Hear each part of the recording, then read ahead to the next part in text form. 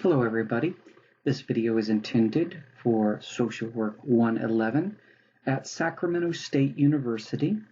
I'm Professor Montgomery and I am going to walk you through today's topics very quickly. I'm going to talk first of all, you can see here from the agenda, about social work's effectiveness called into question and the response to it. And with specific attention to what we're going to call single subject designs. Okay, this is all under the rubric of practice evaluations, okay? And after we go through those two items, we're going to talk about the differences between descriptive practice evaluation designs and explanatory practice evaluation designs. And to round it all off, we're going to talk, as usual, about ethical / human diversity issues that can come up in the context of practice evaluations. So buckle up and we'll walk through this at a nice pace. Chapter 7 of our text starts out with some bad news for social workers. In the 1970s, there was an author named Joel Fisher. And Joel Fisher did some research on case management, specifically as it relates to social work.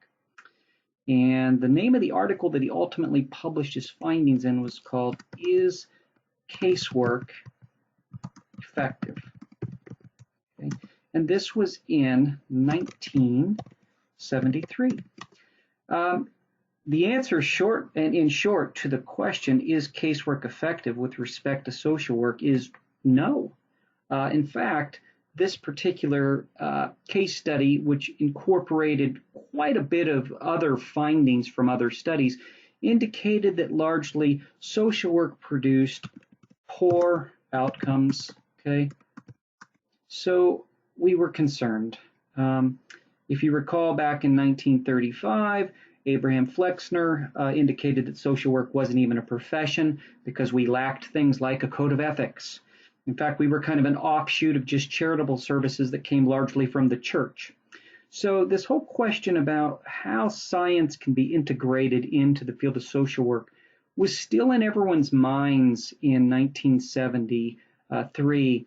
And specifically, this article gave quite a bit of alarm and at the same time a reminder that we needed to do something in terms of measuring our outcomes in social work.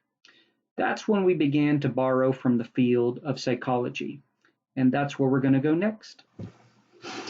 So social workers were scrambling to figure out some way to become a little more precise about articulating the effectiveness of their interventions. One of the problems with program evaluations is that you had a lot of the outcomes from a program grouped and lumped together. So it really wasn't clear what was working for individuals. You had lumps or groups of broad statistics. You really didn't have a closer idea to what was being effective and what wasn't. Enter single subject or single system designs or studies. Our book uses all of these terms. And what ultimately we were able to do when we started to engage this practice of using these kind of designs was answer three questions. These are the three questions our book points out to us. How can the intervention, whatever is being used, okay, be described? Okay, that's one question that gets answered. Okay, so single system or single subject designs help us answer that question. The second question is, how can the client's progress, okay, be monitored? There we go. And finally, the last question that gets answered is, how effective, okay, is the intervention in bringing about change?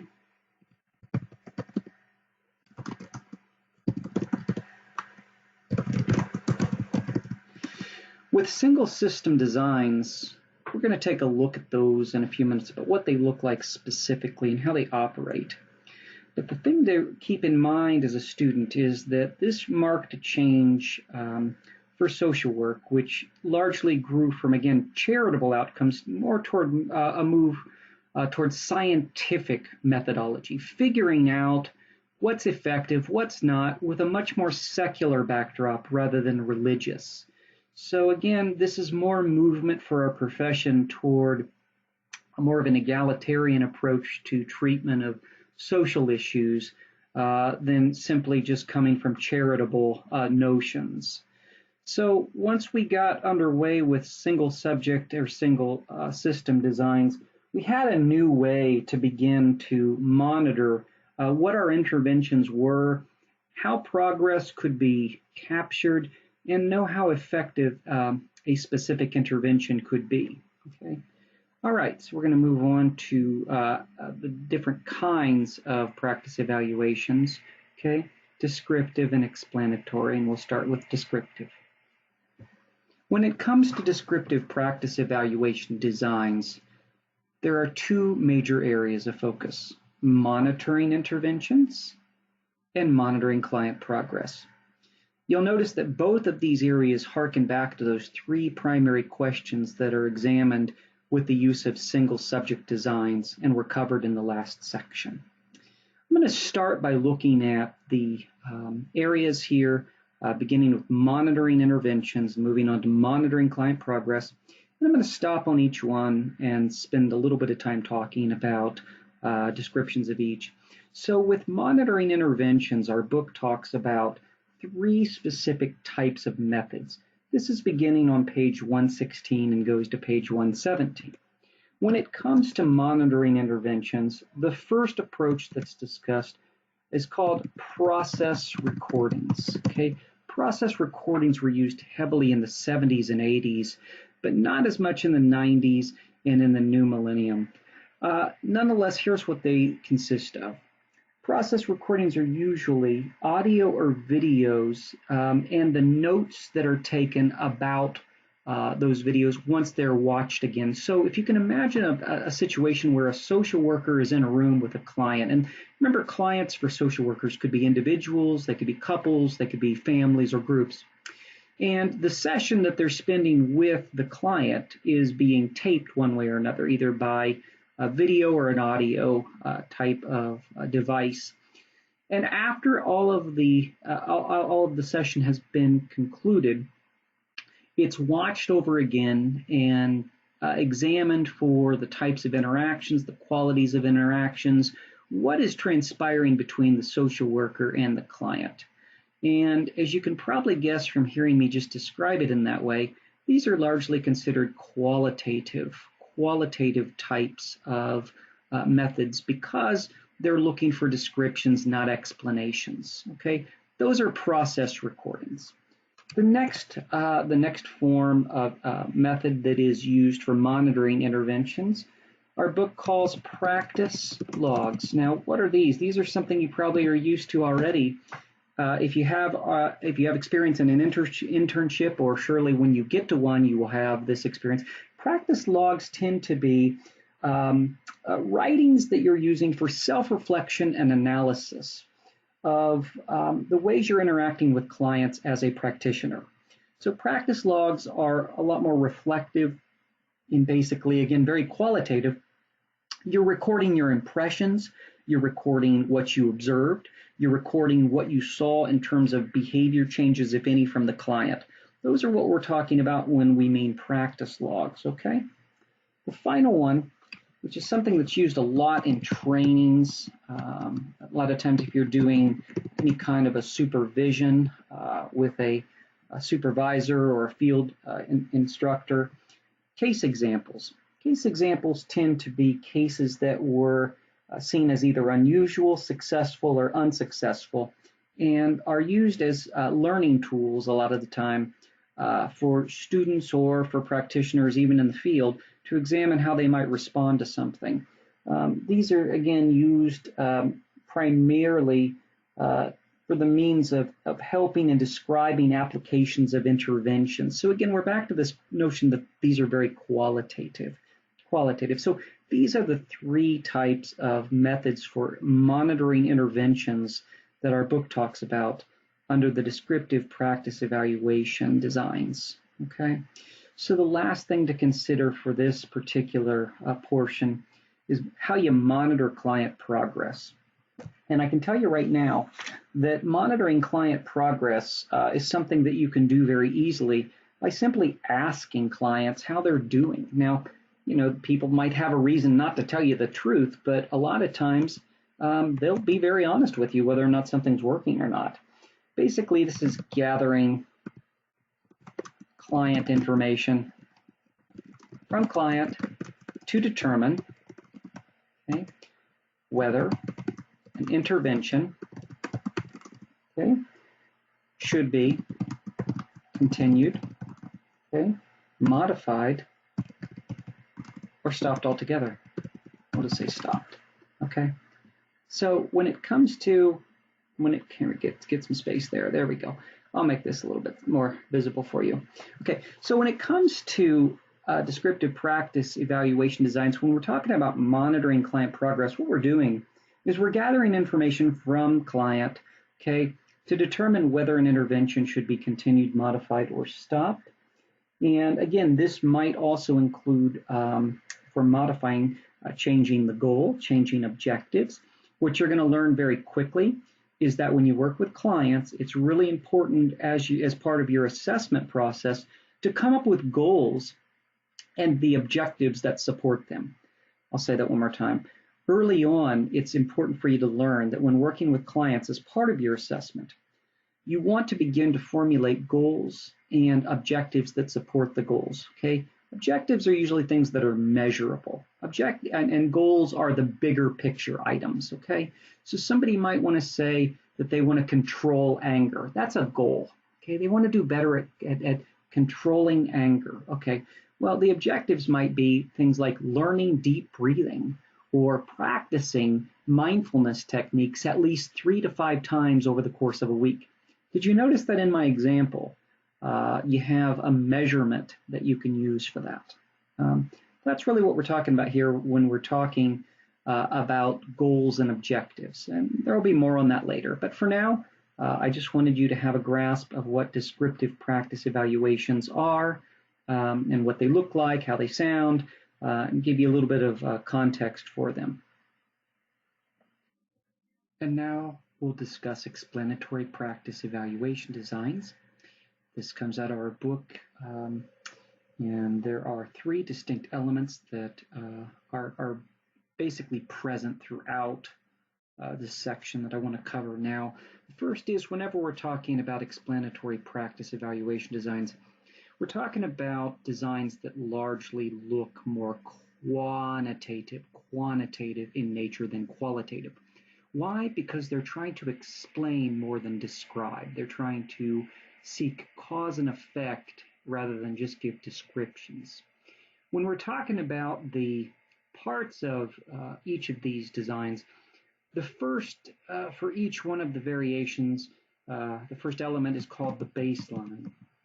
And the baseline typically is where we begin with any target behavior in terms of its intensity, frequency, or duration of target behavior. Basically, when we start working with a client, and remember, a client could be an individual, it could be a couple, it could be a group, it could be a family. There's some kind of target behavior that we're either trying to reduce, eliminate, or maybe even increase in terms of intensity, frequency, or duration.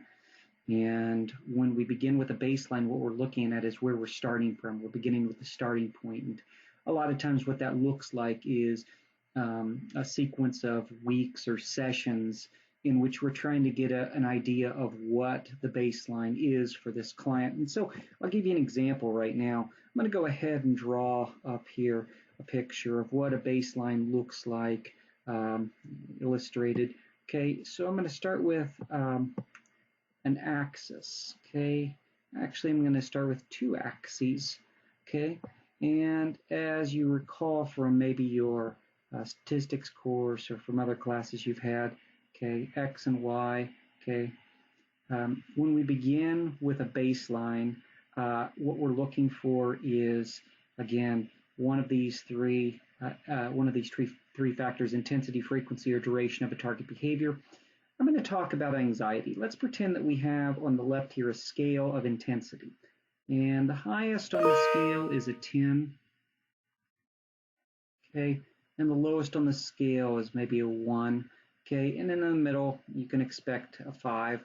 Okay, let's say that we have a client come to us. This is an individual. And the client comes to us, and for 3 weeks, we try to establish a baseline with the client. Okay, so we'll say this is week 1, this is week 2, and this is week 3.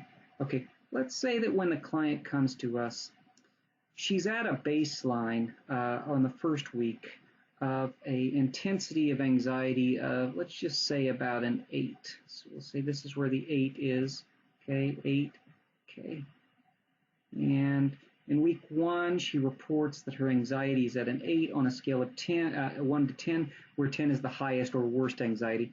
Let's say in week 2, okay, the client reports that her anxiety is at a 7. Okay, so we'll go to 7, or I'm sorry, we'll go to week 2 and put the 7 there. Okay, and then let's say that in week 3, we see that the baseline anxiety intensity has returned to a level of 8. So we have kind of a little dip here, but typically, and you can connect these with lines, okay, we get the picture of where this person's anxiety is. It's living up here at the baseline, around a 7 or an 8. Okay, so that's what the first segment of any practice evaluation design is going to look like. You're going to have a baseline. Okay, now I'm going to go ahead and create a division here, demarcating the next phase, which is going to be an intervention. Okay, some form of an intervention. Okay, this is something that can't call this intervention phase. Okay, this is something where maybe a new behavior is introduced, a new technique, or a new kind of therapy, some kind of new way of doing things. Bottom line is that social workers specialize in a lot of different kinds of interventions. Well, let's just say that we've established as a baseline where the anxiety is. And then let's say that for the next 3 weeks, we'll go ahead and say that for weeks 4, oops, if I can get this working, 4, 5, okay, and 6, we used cognitive behavioral therapy. Okay, and let's say that in week 4, we noticed that the anxiety was again at about a 7, but then in week 5, let's just say that the anxiety came down to a 5, okay? And then let's say that in week 6, it stayed at a 5, okay? All right, so let's go ahead and see how this looks. So we went from week 3 and we began the intervention, which is what is signified by this line right here, between weeks 3 and 4. Then we saw that the anxiety came down from an 8 to a 7, and then in week 5 it came down to 6, okay, or I'm sorry, a 5 rather, and then it stayed at a 5 for the 6th week. All right, so the intervention phase, and a lot of times the shorthand for this is called an A-B design. Okay, just an A-B design. Our book talks about this, the A-B design, on page 120. Okay, so we would call this phase the baseline phase A, and we call the intervention phase B. Okay, because the B is where we begin the intervention. Okay, well, the third element is going to be either additional interventions, okay, or withholdings, okay, withholdings of interventions, okay. And we're going to talk about what the implications for this are, but I'm going to go ahead and highlight this for you, okay. Interventions or withholdings. Let's give an example here. So let's just say that what we have here is the introduction of another intervention, an additional intervention, beginning week 7. So let's just say that for this intervention, we said, well, we're going to continue with the CBT, but we would like you to also begin bicycling as well. We're going to this is something different. You haven't been doing this, and let's just try it out. So then we find out in weeks 7, 8, and 9, okay, that this particular client is engaging in, okay, cycling. And between weeks 6 and 7, okay, the anxiety level with just the, with just the CBT, okay, went to about a 5. But then let's say that after we started bicycling, it came down to about a 4, somewhere in there. Okay, so we're going down here to a 4. And then in weeks 8 and 9, we saw further drops, okay? So 8 and 9. Okay, so cycling is the second intervention here. Okay, there you go. Okay, and we'll just simply call this C for cycling, right? C for cycling. Okay, so this is the ABC design, the ABC design, okay? I also mentioned that you could be doing withholdings, okay? And withholdings would be just like it sounds, withholdings of interventions, where maybe we went A, B, okay, and then instead of C, we withheld maybe CBT. And if we did, okay, and our book's talking about this too on page 122, okay, this is the design that's called reversal or withdrawal design. And basically what we're talking about here is, instead of, again, a layering on another intervention, we're withholding interventions altogether. And this design goes by the shorthand of ABAB, because effectively what you're doing is you're going from A, B, and then you're going back to A, which is baseline, without any kind of intervention, okay, and then back to B to see if it made a difference. So when we get to this portion, when we're talking about this as an issue in the next section with ethical and human diversities, we'll talk about why this is a little bit problematic. But for now, what I want you to know is that explanatory practice evaluation designs include these elements: baseline phases, okay, intervention phases, and additional intervention phases or withholdings, okay?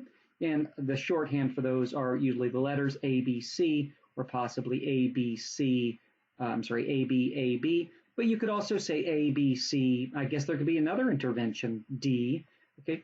The question is whether or not in subsequent interventions you're either adding them on or taking them away or withholding them, okay? So that's what we need to know about this. The only other things our book talks about are multiple baselines, which is where you're starting with different clients, okay, and comparing what's happening. And again, what we're looking for here, very specifically, is what is happening when. You can notice that this design gives us a tremendous amount of information about what is happening week by week. It's not like we're just getting a pre-test and a post-test where we have to kind of guess what happened in between. This is literally looking on a case-by-case basis at what's happening for individual clients, and again, whatever the client size is. So again, this is a powerful way to collect quite a bit of information about what's happening with interventions and whether or not they're working.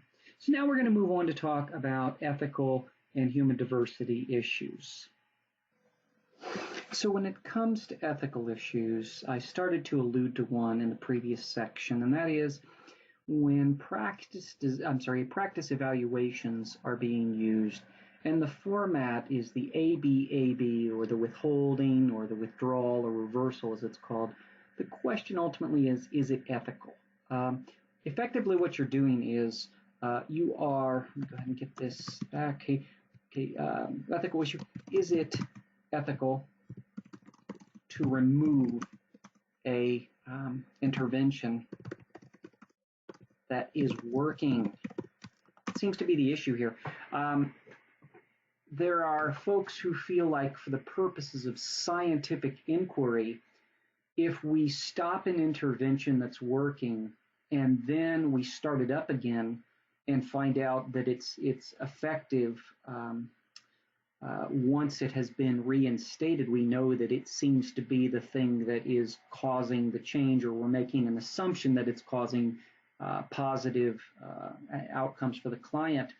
But the question remains, is it ethical to remove from a client, again, any variety of client, something that's working? It almost seems like to increase somebody's suffering is unethical? I'm not going to answer this directly.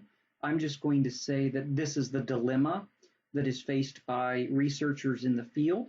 And you can kind of see why. If our whole job is to try to help other people realize fewer instances of suffering or maximize their potential, why would you do something that jeopardizes that? Why would you do something that takes that away?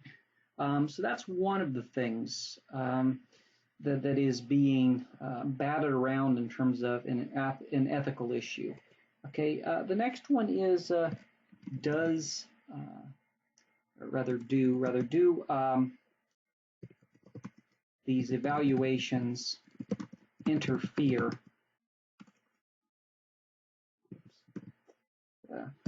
with practice? In other words, if you've set up a design and you know that you are in the middle of it and you are conducting a session with an intervention, does that change the way that you're thinking about how you're working with the client? Does it consciously or unconsciously begin to change how you're working with the client? In other words, if you're doing a study while you're also conducting an intervention, how does the fact that you're conducting the study affect the intervention itself? This is something that, again, our author explores. That's on page 133. And really the common thread seems to be here is it actually doing more harm than good when you're trying to do two things at once? Is this something that has been useful or not useful to the client? And so that's one of the questions that we're trying to ask when it comes to ethical issues in form of social work research. Okay, human diversity. Here's another thing. You see me talking about these things quite a bit. With human diversity, the other thing that we need to keep in mind is that if an intervention works with a group of people, does it naturally mean that it's going to work with all groups of people? I don't think so, and I don't think that assumption is a safe one. One of the criticisms to social work interventions is that the way they've been tested largely historically has been on, well, white males. So in other words, if we want to think of it a different way, not all, but a great body of research has been conducted by white males, on white males, for white males. So again, this is not exactly an unbiased sample. And I want to also be very clear, I'm not talking about every single study. I'm just saying that a large mass of studies over the course of, half a century have been slanted in that direction. So again, with human diversity, okay, be careful not to make assumptions that an intervention shall work with every group of people, okay? Or even individuals within a specific group. There is so much diversity within diversity. We don't do ourselves or our clients any favor, I think, when we can't understand that concept. So again, ethical issues and human diversity issues should be still on the radar here. That's one of the things I appreciate about this book is that it includes in every chapter some considerations for ethics and human diversity type of questions. So anyway, I do hope this was helpful in guiding you through your understanding of Chapter 7, and we'll talk a little bit more about it when we meet for class. Thanks so much.